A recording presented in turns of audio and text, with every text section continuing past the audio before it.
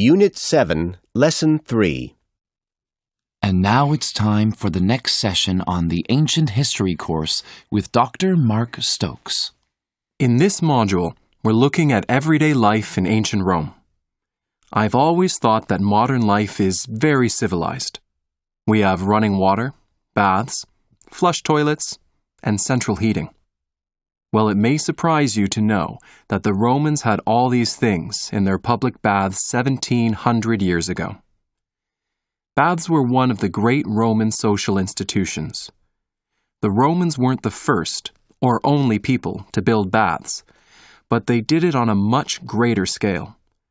By the end of the 4th century CE, there were 11 public baths and 926 private baths in Rome alone. And some of these baths were enormous.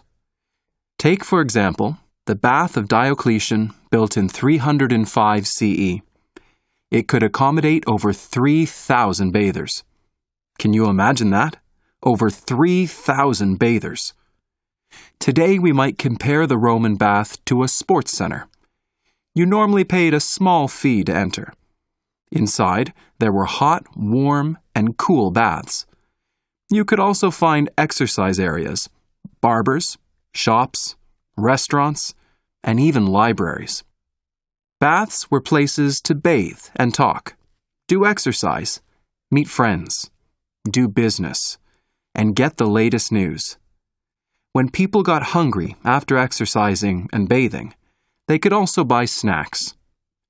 Since the Roman working day began at sunrise, work was usually over at midday.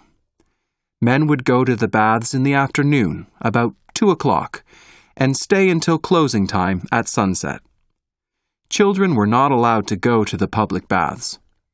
Most Romans tried to visit the baths at least once a day.